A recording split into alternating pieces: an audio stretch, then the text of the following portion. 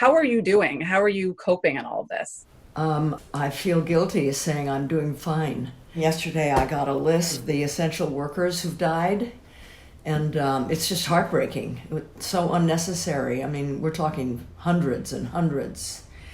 And I'm working hard on that front, as well as climate. So I'm pretty busy. I didn't think I was going to be so busy. I thought I'd be catching up on a lot of reading and everything, but I'm pretty busy with everything. And I don't mind being alone, so it's not a difficult time for me. And I'm lucky to have a roof over my head and to have secure food and things like that. But I constantly think about all the people who don't have those things. Yeah, absolutely. And I know in your email to me, you had said, that sort of this was a unique moment in the history of humankind. And obviously you've lived through so many different pivotal moments and milestones, over the course of your life. How do you sort of contextualize and understand this moment in kind of the arc of human history? Well, we're having a pandemic crisis that is very quickly and very profoundly and all over the world changing the way people are living and making it very difficult for millions of people to live at all. And the last time anything like this happened, I wasn't even born yet. It was in the 30s. Well, I was born in the 30s, but not during the Great Depression. And so, it's shaking up everything that we thought was normal. And the challenge for us is, these vast amounts of money, trillions of dollars of money that is being put out there by the federal government to try to stimulate the economy, and because there's a lot of pressure from Democrats at the same time try to help workers. It's not what comes automatically from this administration, but Democrats are forcing them to think about workers and hospitals and protective gear and things like that, not nearly enough. But these vast sums of money are not going to continue forever. Like when this pandemic ends, we're not going to see that size of government aid, certainly not during my lifetime and probably not for most of the viewers. And so how this money is spent is going to determine the future, not just of me or you, but of our children, of our grandchildren.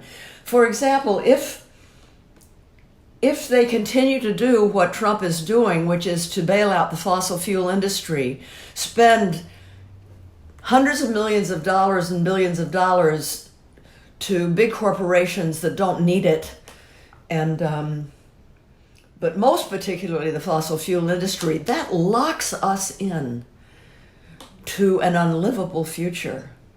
Because we are at a moment, because we haven't acted sooner, we have a very small window of opportunity. I think there's 9.5 years left when, according to the scientists, and we have to listen. Anyway, I'll talk about science in a second. According to the science, about 9.5 years left to cut our fossil fuel emissions in half. That is so hard to do, but it's doable. But it's not going to be doable if this government spends billions of dollars on the fossil fuel industry and nothing on renewables, nothing on the infrastructure, the infrastructure that would make a transition to a fossil-free future possible. And, when we fight for that, they say, oh, there goes the Green New Dealers. And they just don't care about the workers and what's happening. All they want to think about is, I'm sorry, the Green New Deal lays the groundwork for a just transition and for taking care of just exactly the very workers that are dropping on the front lines, teachers and nurses and transportation workers and farm workers and all these very vulnerable people, of course, mostly women and people of color, the same people that are the most impacted by the climate crisis. So what we do right now, the extent to which we can put pressure on Congress to use these unparalleled amounts of money to lay the groundwork for a just, equitable, renewable future is absolutely critical. Yeah, I mean, I think that is how I also see it, as this opportunity where, as we're sort of, all of these sort of cracks in our system and society are sort of just being exposed, that there's this opportunity to sort of course correct. What shifts do you think most need to be made, in this time? And what are the opportunities? Well, one shift that I hope is happening is people recognizing the importance of government. Big or small, it doesn't matter the size of government. What matters is who is it working for. If government is working for corporate executives, the already rich and powerful, we're lost. But I think people are realizing, hey, wait a minute. If we don't have government, we don't have safety, we don't have food, we don't have all the things that that are invisible. We don't even notice that they're in place and that they are what make our lives livable. That's government. And I hope that people are realizing it. The other thing is the necessity of being prepared. There's no excuse for a country like ours to have been hit by this pandemic and being in such a state of unpreparedness. A country like ours should have been prepared and been able to deal with this from the get-go. So preparedness, and the other thing is listening to the experts, paying attention to the scientists, both the health scientists and the climate scientists. This current administration, and a lot of these people existed before Trump. What are they? Libertarian, corporate libertarianism. They don't like science because they don't like the truth. And they don't like the experts. But the scientists, they warned us about this pandemic, and they are warning us. This pandemic is going to pass, but the climate crisis isn't going to pass. And this is really serious.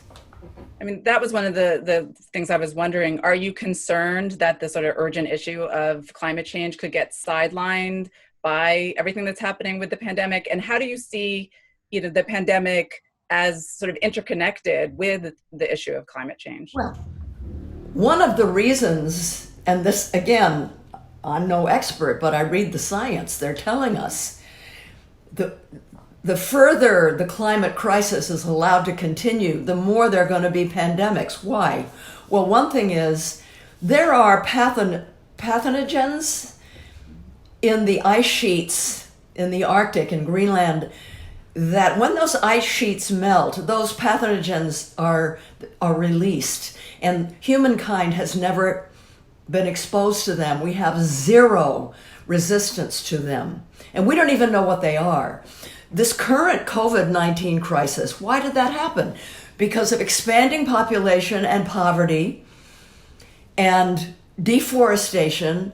Humans are going into parts of the wild lands and forests that we aren't supposed to be in and that we were never in before, chopping down trees. Animals are coming out of the forests that we don't usually have much contact with. And when people are poor, they kill the animals and eat them and sell them. And so they're called vectors. Animals that carry viruses are being put into marketplaces. It's not just COVID-19, it's how AIDS came, it's how SARS came, it's how MERS came. It's how humans interrelate with their environment, make us vulnerable to pathogens that we have no resistance to. And because of air traffic and the how much we move around, they become pandemics very quickly.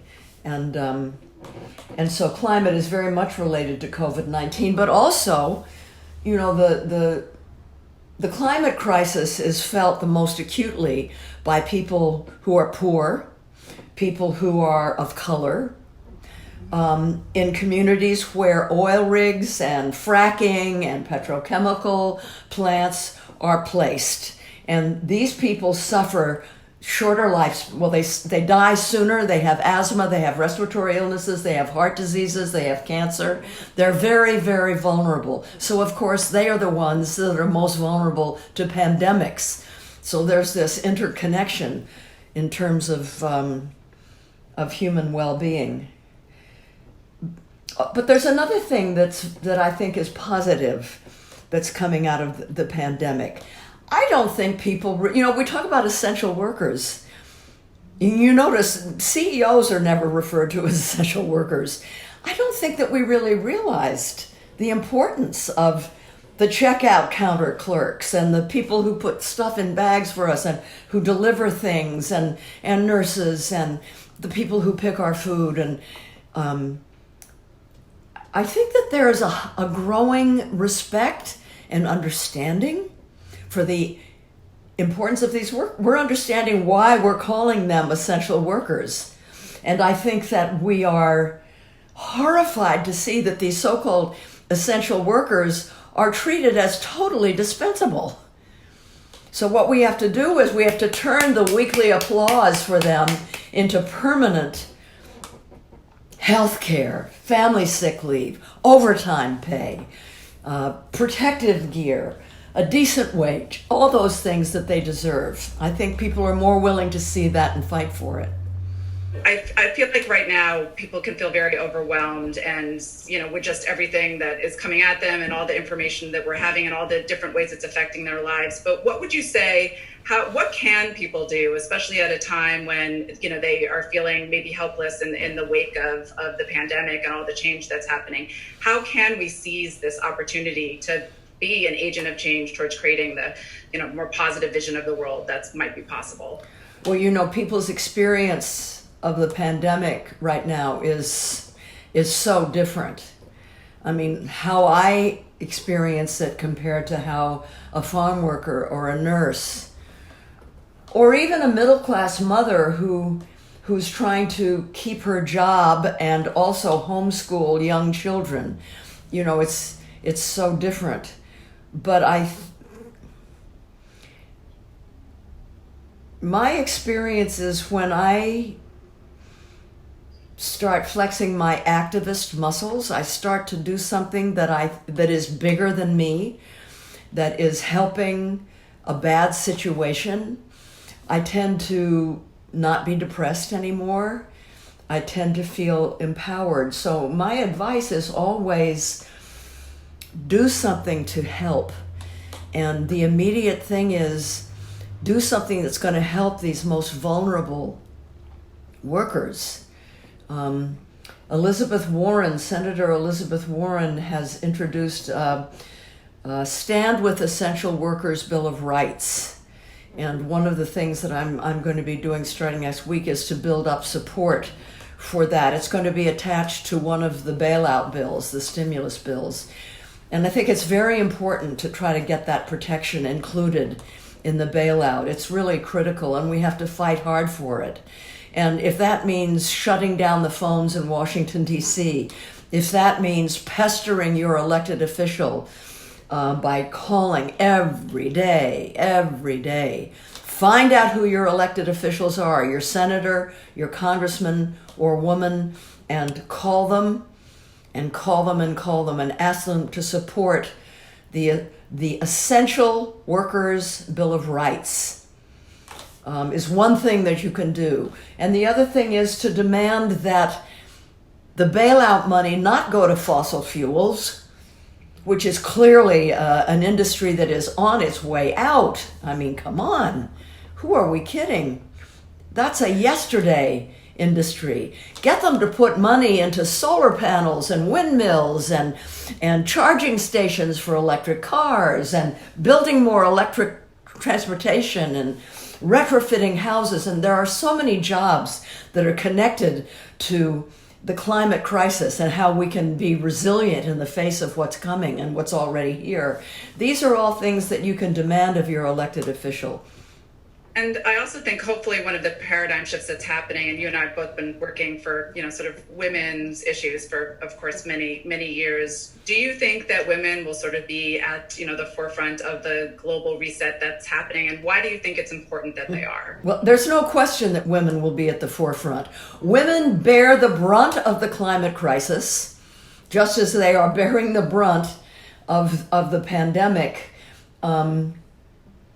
Because they start off at a disadvantage. in terms of money and health and the freedom to make decisions just for themselves. Women tend to think, well, my family, my community, my neighbors, whether that's evolutionary or conditioning, is how we are. Right down to the fact that women carry more body fat. All of us do. And body fat, what is the word? It sequesters carbon. It sequesters toxins much more than in men. And so we have these toxins in our bodies that can not only make us sick, but if we're of childbearing age, it can be transmitted to the child in utero and through the mother's milk. So that's just another way that we're impacted. 80% of climate refugees are women, and we're the last to be rescued.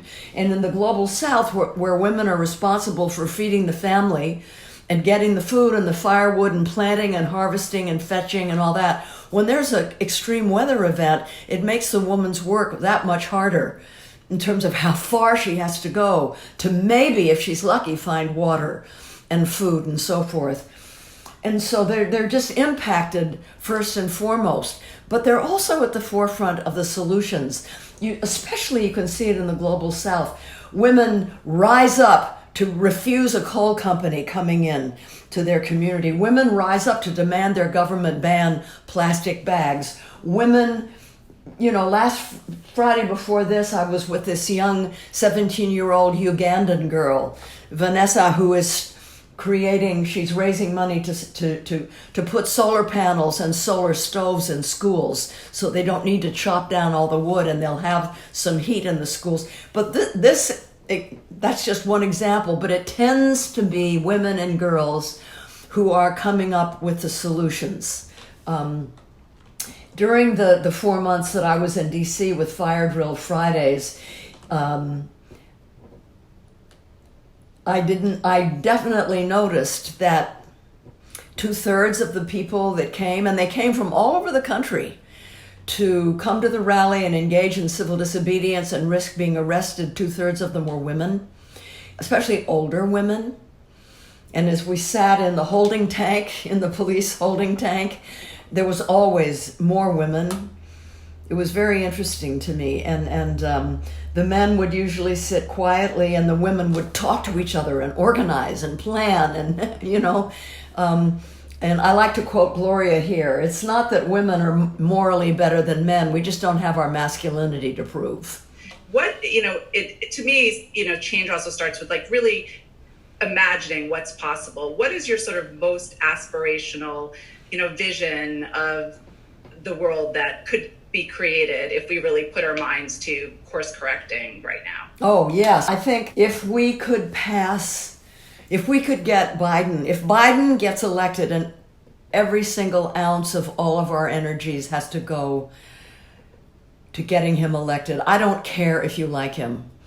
We're not asking you to fall in love with him. We're not asking you to marry him or even sleep with him. We're asking you to vote for him and get your friends to vote for him. Because look at the alternative. Look what will happen if he doesn't get elected. So we have to get him elected, and then we have to force him. Because don't just think, okay, he's a good guy, like what we did with Obama. Suddenly it became a movie. Oh, look what he's doing. Oh, look at that. We're gonna...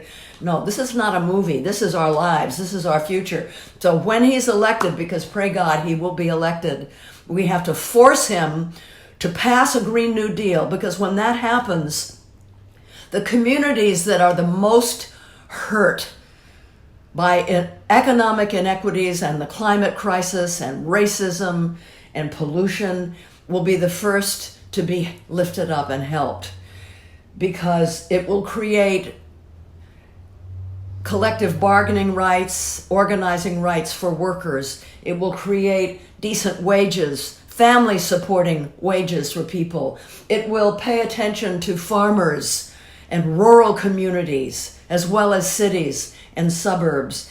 It's very, very beautiful. It's only 14 pages long, the Green New Deal, but it's a path forward that shows us when we leave fossil fuels behind and we move to clean energy, so many things become less expensive and clean. And how we feel now when we look out the window and we see clean air and we hear bird songs and we see animals starting to come out and all these things. This can be our future. And so that's what I see. It starts with getting somebody elected who will have some empathy and then forcing them to do the right thing. And that's why I continue to work so hard with Fire Drill Fridays. I mean, just before talking to you, Marianne, I had a Fire Drill Friday with major labor leaders. It was very, very, very moving. We're continuing to do the Fire Drill Fridays because we want to build a movement, an army of people who will be able, when the time comes, whether we can gather together in person or whether we still have to do it sheltered in place, force the government to do the right thing. Let's claim our democracy. Let's force our government to work for people and not for corporations, and we can do it. We only need 3.5% of the American people. That's 11 million people. We can do that, for heaven's sake. And we will. Thank you so much, Jane. One last question, and thank you for all that you continue to do, all that you've done, Fire Drill Fridays, and your activism just sort of across decades. How do you keep yourself so energized and hopeful to keep doing this work? Because I think right now everybody could use a little pep talk, and I'm in awe of everything that you continue to accomplish and your positive, hopeful attitude. Well, for one thing, I wasn't an activist all my life. I didn't really become an activist until I was in my early 30s. So I had a good few decades there of non-activism, of hedonism, of who am I and what is my life going to be, and oh my God, and I'm blah, blah, blah. It was pretty depressing. So I don't ever want to go back to that. When I became an activist, I started to know who I was. I started to feel okay about my place in the world. I knew how to move forward. And along the way, I saw so many other people change. And so I know that we have such a capacity to change, us human beings. We may be the only animals, because we are animals, Homo sapiens. We may be the only animals capable of profound human transformation. And knowing that gives me energy and optimism. Well, Jane, thank you so much. We will continue to follow everything that you're doing with Fire Drill Fridays and beyond. Thank you so much for all of your activism and for your voice. And thank you for doing this interview. And you text Jane to 877-877. Yes. Is there anything else you would like to, get out there or let people know about? No, just join us, please. Or you can go online to firedrillfridays.com/volunteer and be a volunteer for us. We have so many volunteers now from all over the country getting us information and data and research that's making such a difference for our ability to pressure the government. So if you have the inclination and the time to do that, please let us know. firedrillfridays.com/volunteer. Thanks, Marianne. Thank you so much, Jane. Okay, stay well. Thank you again. Bye-bye.